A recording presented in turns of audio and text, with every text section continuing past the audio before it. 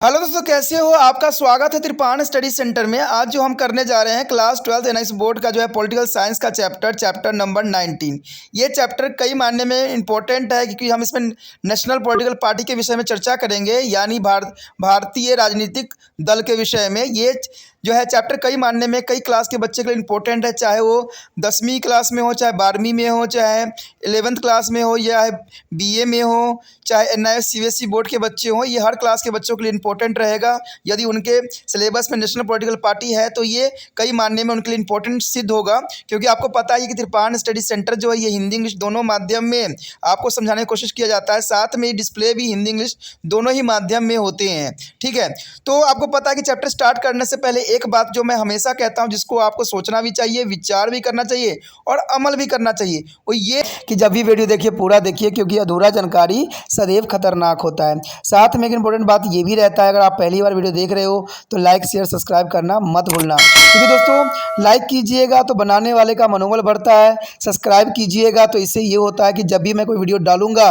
उसका नोटिफिकेशन आपको समय रहते मिल जाएगा। और देखिए, शेयर का मतलब ये होता है कि आपके थ्रू ना जाने किन बच्चों को हेल्प मिल जाए, ये आप भी नहीं जानोगे, इसलिए जो है आप शेयर जरूर करो। ठीक है, व्हाट्सएप स्टेटस पे भी लगाओ। दोस्तों एनआईएस सेंटर जो है कई मानने में बहुत से बच्चों के लिए हेल्पफुल है, चाहे वो 8th क्लास हो, 9th 10th 11th 12th हो, चाहे वो एनआईएस बोर्ड के बच्चे हों, ठीक है, चाहे बीए एमए के बच्चे हो, सभी क्लासों के लिए कुछ ना कुछ जो है त्रिपाण सेंटर में उपलब्ध है। तो इसलिए आपके लिए ज़रूरी है कि आप सब्सक्राइब करके इसको चैनल को जो है सेव कर लो, नहीं तो बाद में अगर रिसर्च करोगे तो शायद आपको ये चैनल प्राप्त ना हो। तो इसलिए सोचना नहीं, विचार नहीं करना है, सब्सक्राइब करके जो है अपने पास सेव करना है। दोस्तों ये तो बात था आपके लिए, लेकिन अब देखते हैं हमारा आज टॉपिक क्या है।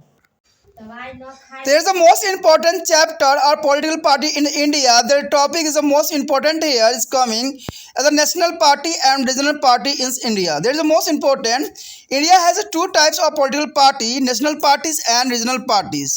There are two types. Is the most important or play a role in the politicals here.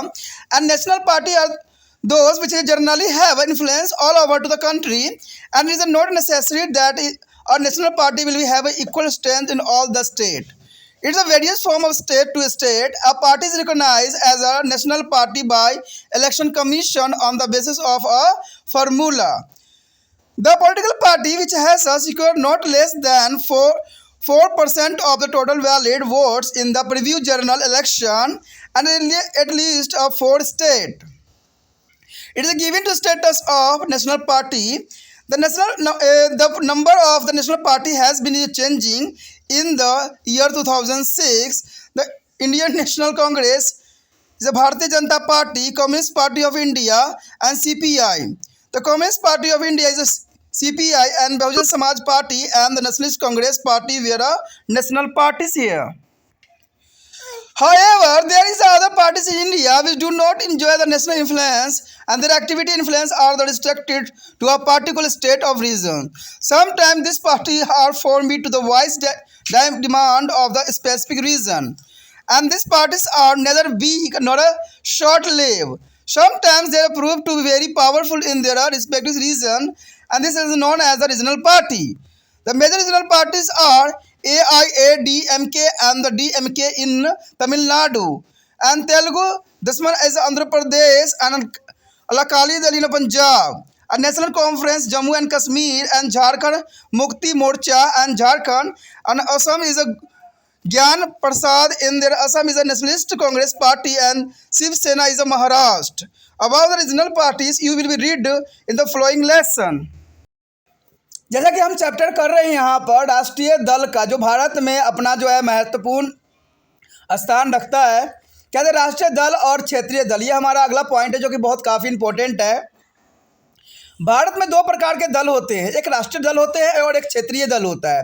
राष्ट्रीय दल जो कि इनका जो होता है हर एक राज्य में कुछ हद तक दबदबा रहता है, लेकिन क्षेत्रीय दल का जो है एक कुछ क्षेत्र में ही दबदबा देखने को मिलता है। राष्ट्रीय दल किसी भी क्षेत्र में अपना जो है प्रभुता स्थापित कर सकती है, लेकिन क्षेत्रीय दल सिर्फ एक ही रीजन्स में ही देखने को मिला है। राष्ट्रीय दल वो है जिनके प्राय पूरे देश में प्रभाव होता है। यह आवश्यक नहीं है कि वो राष्ट्रीय दल अभी राज्य में सामान्य रूप से शक्तिशाली ही हों।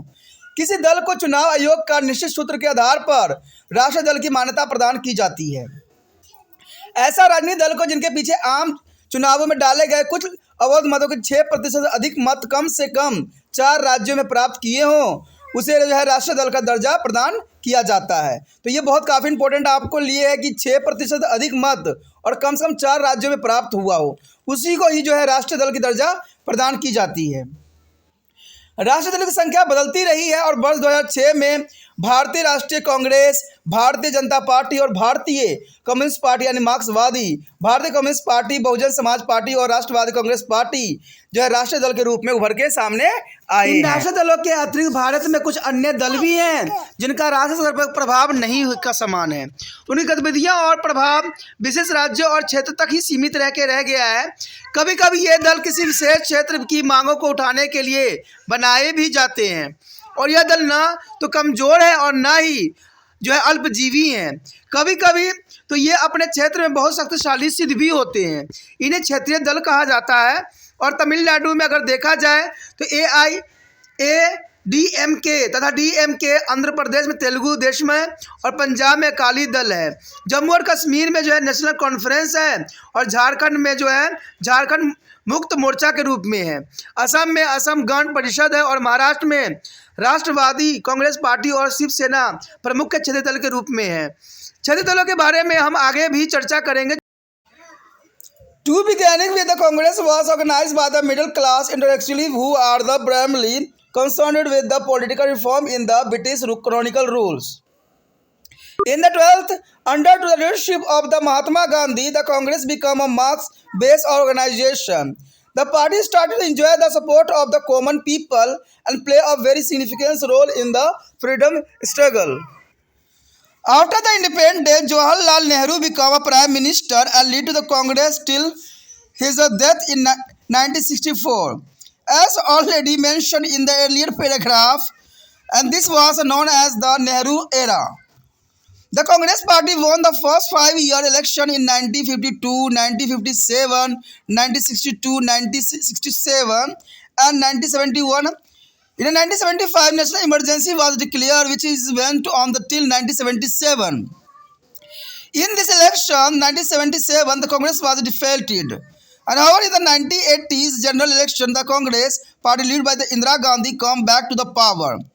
Indira Gandhi was assassinated in the 1984, and during the 1985 general election, Rajiv Gandhi was the leader of the party. The Congress won to the 1985 general election with a large majority. In 1989, though the Congress should not get an absolute majority, it was the single largest party. In the 10th general election in 1991, the Congress again emerged as the single largest party and form of the government at the center. In the 12th general election in 1998, Congress could get only 140 Lok Sabha seats. In the 1999 general election, Congress's strength was further reduced to the 112 seats only. But in the 4th general election, Congress entered into the alliance with the other cellular party and scored there is a number of seats that provides the opportunity to form a coalition of government. The next party is the national party here, the Bharatiya Janata Party, means BJP. The Bharatiya Janata Party was formed in 1980. Since then, they are extended its influence in the Hindu world, Gujarat, Maharashtra. As in 1989, it was been to try to extend the basis on the South India also. Since the formation of 1980, the BJP is increasing its number of seats in the Lok Sabha gradually. In 1984 general election is secure only 2 seats. In 1989, the number of seats increasing to 88. In 1981 general election, BJP has a strength in the Lok Sabha increasing to 122, which is the rose for the 161 in the 1996 election. And in 1998 is born to the 180 seat, and 1999 its number the Lok Sabha increasing to the 180 seat. In the 1999 general election, BJP contested as an alliance partner in the National Democratic Alliance, is a NDA. In the recent 2004 general election, BJP is alliance of NDAs could not get a required majority. It's a play the role of the opposition party. The BJP has emerged as a significant national party, but it is a support base as yet limited to the content area rather than to the spiral all over India. The next important party is the national party here, the Communist Party. The two Communist Party is the Communist Party of India CPI and the Communist Party of India is a Marxism is a CPIM. The next to the Congress or Communist Party in there is the oldest in India. The Communist movement began to the earlier 12th and there is a Communist Party was founded in the 1925. The Communists participated in the national movement, though often they are a serious difference with the Congress.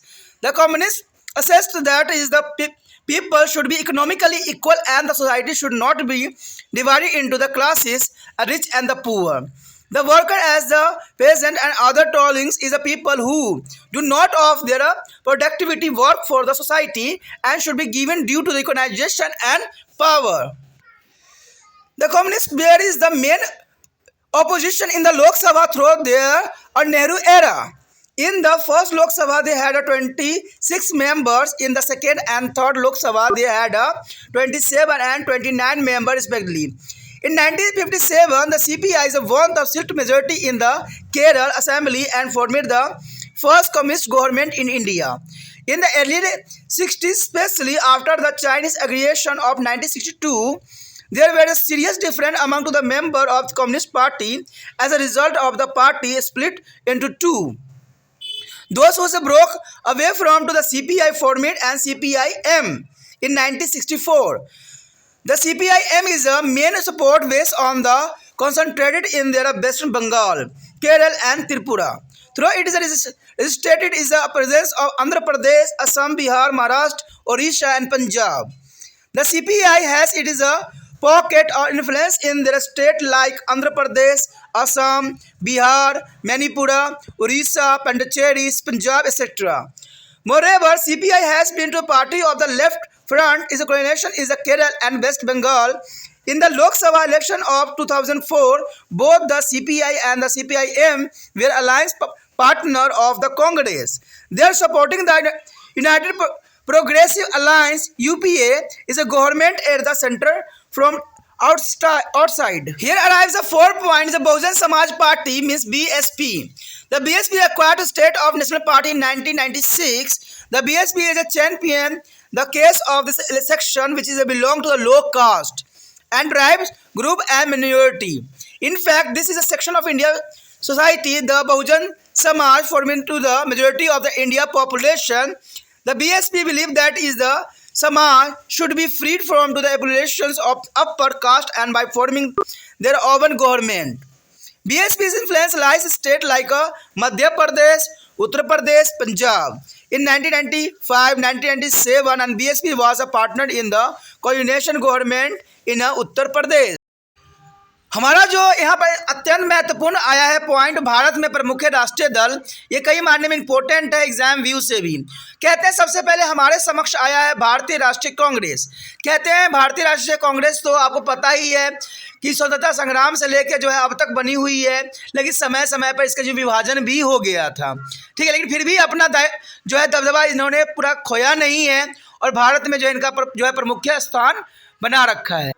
कहते हैं अगर देखा जाए तो भारतीय राष्ट्रीय कांग्रेस का गठन हुआ था 1885 में मुंबई में किया गया था, ठीक है। LVWG बनर्जी भारतीय राष्ट्रीय कांग्रेस के पहले अध्यक्ष बने थे इसके, और आरंभ में कांग्रेस जो है मध्यवर्गीय बुद्धिजीवियों की एक संस्था थी जिसका मुख्य लक्ष्य ब्रिटिश औपनिवेशिक शासन में राजनीतिक सुधार लाना था।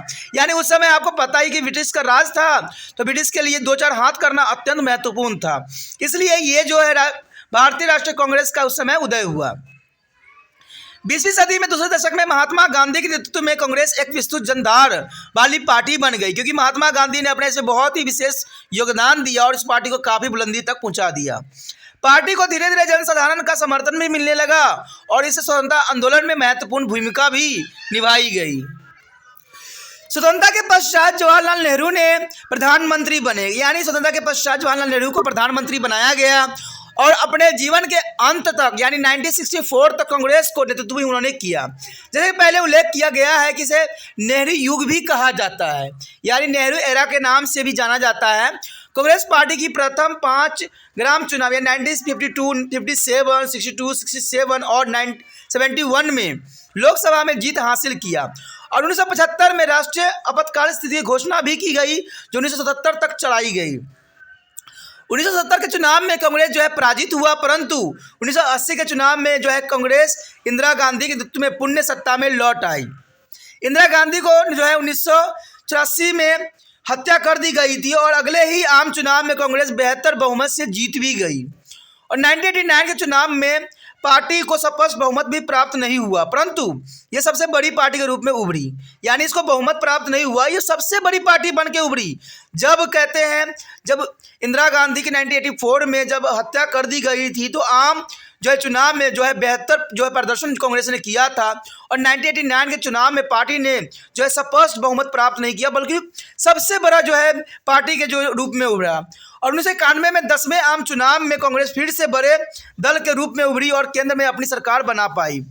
कहते हैं 1996 में जो है कांग्रेस के आम चुनाव के बाद अपनी सरकार बन सकी और 12वें आम चुनाव के कांग्रेस के केवल 140 सीट ही प्राप्त हुई। 1999 में चुनाव में कांग्रेस की ताकत घटकर सिर्फ 112 सदस्य तक ही पहुंच गई, लेकिन 14वें आम चुनाव में कांग्रेस ने अन्य धर्मनिरपेक्ष दलों के साथ गठबंधन किया और एक संयुक्त सरकार का गठन भी किया गया। हमारा जो अगला पार्टी है वो है भारतीय जनता पार्टी। देखिए भारतीय जनता पार्टी का अपना एक विशेष महत्व है।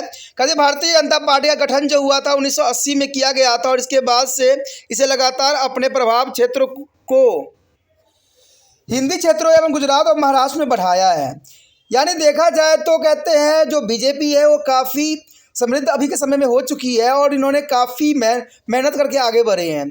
कहते हैं अगर कांग्रेस को किसी ने पछाड़ा है तो सिर्फ भारतीय जनता पार्टी ने ही पछाड़ा है और जिसकी वजह से जो है कांग्रेस का जो है वर्चस्व खत्म भी हुआ है। 1989 के बाद से ये अपना आधार दक्षिण भारत में बढ़ाने का प्रयत्न कर रही है और 1980 में अपने गठन के साथ ही भाजपा धीरे धीरे लोक सेवा में अपनी सीटों की संख्या में वृद्धि कर रही है और 1984 के आम चुनावों में इसे केवल 2 सीट ही प्राप्त हुई थी और 1989 में सीटों की संख्या बढ़कर 88 हो गई थी और 1951 के आम चुनाव में भाजपा की लोक सभा में ताकत 122 तक बढ़ गई थी और 1996 के चुनाव में जो है 161 तक पहुंच गई थी। 1998 के चुनाव में इसे जो है 180 सीट जीती और 1989 में जो चुनावों में इसकी सीटों की संख्या बढ़कर 182 तक बढ़ गई, यानी 182 तक संख्या बढ़ना कोई आम बात नहीं थी और 1999 के चुनाव में भाजपा ने राष्ट्रीय जनतांत्रिक गठबंधन को एक भागीदारी के रूप में चुनाव लड़ा। पिछले 2004 में चुनाव में भाजपा को जो है राजगढ़ के एक सहयोगी घटक दल के रूप में आवश्यक बहुमत प्राप्त नहीं हुआ। यह विपक्षी की भूमिका निभा रही है और यह समर्थन से सारे देश में फैले होने के बजाय कुछ विशेष क्षेत्र तक ही सीमित रही है। अगर देखा जाए वर्तमान समय में तो कहते हैं जो बीजेपी है उस अभी 2 बार जो है भारत में जीत चुकी है और उन्हीं की सरकार अभी जो है अभी चल रही है, जो कि काफ़ी इम्पोर्टेंट है और कहते हैं इनको पूरा बहुमत इनको प्राप्त हुआ है। तो कहते हैं आने वाला समय में भी हो सकता है कि भाजपा का अपना बहुमत बरकरार रखे, लेकिन ये कहना राजनीति में संभव नहीं है क्योंकि राजनीति में कल्पना करना सिर्फ एक मिथ्या बात रह जाती है, क्योंकि जो कहते हैं राजनीति में उठापटक तो चलती रहती है, यानी इसमें बदलाव सदैव होती ही रहती है। उसके पश्चात हमारा जो इम्पोर्टेंट टॉपिक आया है वो आया है साम्यवादी दल। देखिए साम्यवादी दल जो है तीसरा जो है नेशनल पार्टी के रूप में उभरा है और काफ़ी इसका अपना एक महत्व रहा है। भारतीय साम्यवादी दल में जो है इसको CPI के नाम से भी जाना जाता है और भारतीय साम्यवादी दल में मार्क्सवादी है। यानी देखा जाए तो साम्यवादी दल जो है 2 भागों में विभक्त हो गई है, एक CPI में हो गया है और एक मार्क्सवादी में हो गया है। जब दलों में मतभेद हो जाती है तो ये विघटित हो जाती है।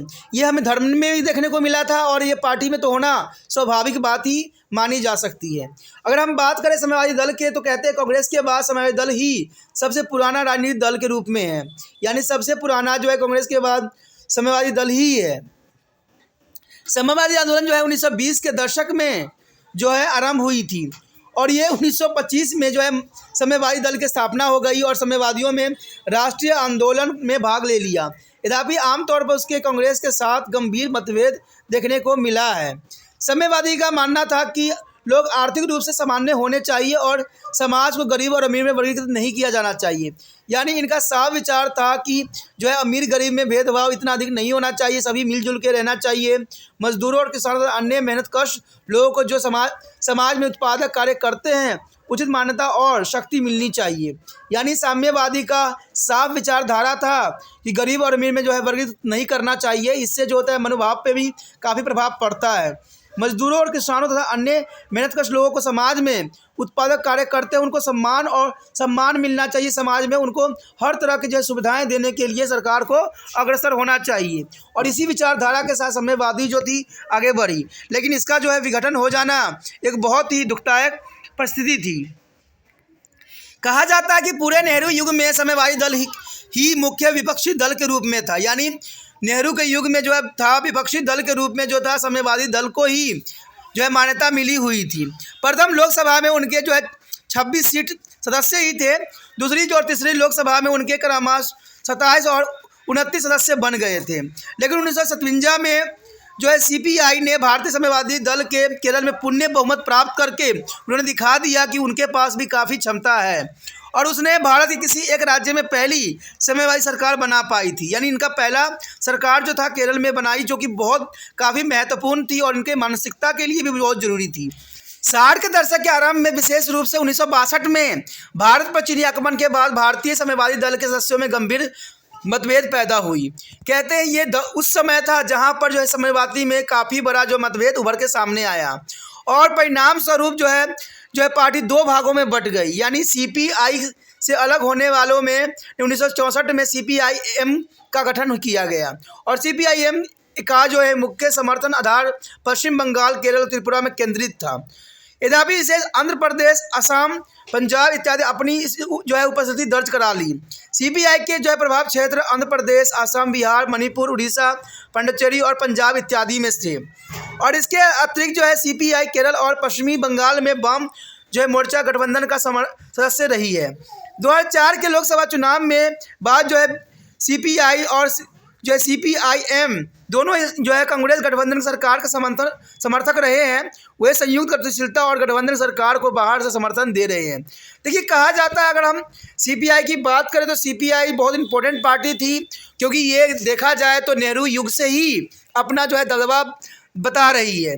यानी विपक्षी दल के रूप में अपना विशेष महत्व रखी है। लेकिन विघटन होना सबसे बड़ी इसकी दुखदायक बात थी। लेकिन फिर भी कहते हैं ये पार्टी ने जो है भारत के स्वतंत्रता संग्राम के साथ साथ जो है एक विपक्षी दल के रूप में बहुत ही महत्वपूर्ण योगदान दिया है। अगर वर्तमान समय में देखा जाए तो ये कांग्रेस के ही पार्ट में जो है सम्मिलित हो जाते हैं गठबंधन के रूप में और ये जो है कांग्रेस का पूरा समर्थन प्राप्त होता है। उसके पश्चात चौथी पार्टी जो है अंतिम पार्टी के रूप में जो है बहुजन समाज पार्टी है, जो कि काफ़ी इंपॉर्टेंट पार्टी के रूप में ये भी उभरा था। कहते हैं बहुजन समाज पार्टी जो है उसका पाक को रूप के नाम में जाना जाता है और कहते हैं इसको जो है 1996 में जो है राष्ट्रीय दल का दर्जा प्राप्त हुआ था। यानी राष्ट्रीय दल का दर्जा जो है इनको 1996 में प्राप्त हुआ था। भाजपा जो है पिछड़ी जाति, वर्जित और समूह और अल्पसंख्यकों को हितों की बात करती है। बहुजन समाज पार्टी जो है बहुत इंपॉर्टेंट पार्टी है और इनका सदैव ही जो मतस्व रहती है वो अल्पसंख्यकों के हितों की रक्षा करना होता है। भाजपा का विश्वास है कि इस बहुसंख्यक समाज में ऊंची जातियों के शोषण से मुक्त करवाना चाहिए और उनको अपनी सरकार बनानी चाहिए। भाजपा का प्रभाव क्षेत्र उत्तर प्रदेश, मध्य प्रदेश, पंजाब आदि में देखा जा सकता है। सबसे अधिक इनका प्रभाव जो था उत्तर प्रदेश में ही था। 1995 और 1997 में भाजपा उत्तर प्रदेश में गठबंधन सरकार में भागीदारी भी थी, लेकिन 2007 में पहली बार इस दल ने बहुमत प्राप्त कर उत्तर प्रदेश में अपनी सरकार बनाने में सफल भी हुई थी। तो कहा जाए तो बहुजन समाज पार्टी जो है काफ़ी इंपॉर्टेंट है और इन्होंने अपना दबदबा जो है उत्तर प्रदेश में दिखाया भी है और 2007 में उन्होंने अपना बहुमत प्राप्त कर पार्टी की स्थापना भी की और वहाँ पर जो है राज्य भी किया। तो ये काफ़ी इंपॉर्टेंट बात थी। ठीक है, इसी के साथ दोस्तों हमारा जो ये पार्टियों की जो सिलसिला चल रही थी ख़त्म हो जाता है। इसी के साथ जो है दोस्तों हमारा टॉपिक आज खत्म हो रहा है।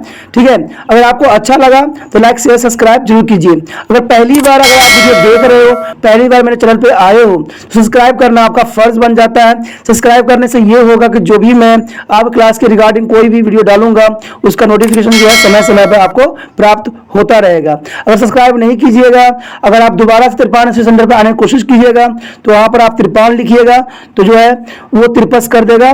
ठीक है, जो आप गूगल पर सर्च करोगे तिरपस कर देगा, जिससे वजह से आप जो है मेरे वीडियो का जो है फायदा नहीं उठा पाओगे। तो सोचिए मत, विचार मत कीजिए, सब्सक्राइब कीजिए। आप सोचते होइएगा कि मेरे जो एग्जाम खत्म हो जाने के मेरा क्या जरूरत है तिरपान स्टडी सेंटर से। ठीक है, तो इसलिए सब्सक्राइब नहीं करने का सोचिएगा, लेकिन दोस्तों ऐसा नहीं है। तिरपान स्टडी सेंटर जो है बहुत हेल्पफुल है। क्योंकि ये जो है आपके 8th class 9th 10th 11th 12th जो आर्ट्स के सब्जेक्ट को कवर करता ही है, प्लस जो है ये NIC बोर्ड के जो है 10th +2 को भी कवर करता है। साथ में BA जो है फर्स्ट ईयर से लेकर 6 सेमेस्टर तक बच्चों के लिए ये अग्रसर रहेगा आर्ट्स सब्जेक्ट में। तो सोचिए नहीं, विचार नहीं कीजिए, काफी जो है तिरपान स्टडी सेंटर का फायदा ही फायदा है। ठीक है, अगर आप मुझे प्रोत्साहित करोगे तो आपके लिए मैं तरह तरह के वीडियो बनाऊंगा जो आपको फायदा पहुंचाएगा। एग्जाम के तौर पे मैं आपको जो है पेपर भी आपको सोल्यूशन करके दिखाऊंगा जो आपके लिए फायदेमंद रहेगा। अगर नहीं सब्सक्राइब कीजिएगा, मेरा मनोबल घटेगा, तो हो सकता है कि आपको फिर दोबारा मैं ना वीडियो बनाऊं और आपको फायदा ना पहुंचाऊं। तो अभी भी नहीं सोचिए, मेरा जितना आप फैलाइएगा, जितने दूसरे बच्चों के साथ शेयर कीजिएगा, उतना जो है मैं आपके लिए कार्य करने में अग्रसर रहूंगा। ठीक है दोस्तों, इसे सोचिए मत, विचार मत कीजिए, अभी सब्सक्राइब कीजिए और अपने व्हाट्सएप स्टेटस पे लगाइए और दूसरे बच्चों के साथ भी शेयर कीजिए। ठीक है दोस्तों, अपना ध्यान रखना। बाय।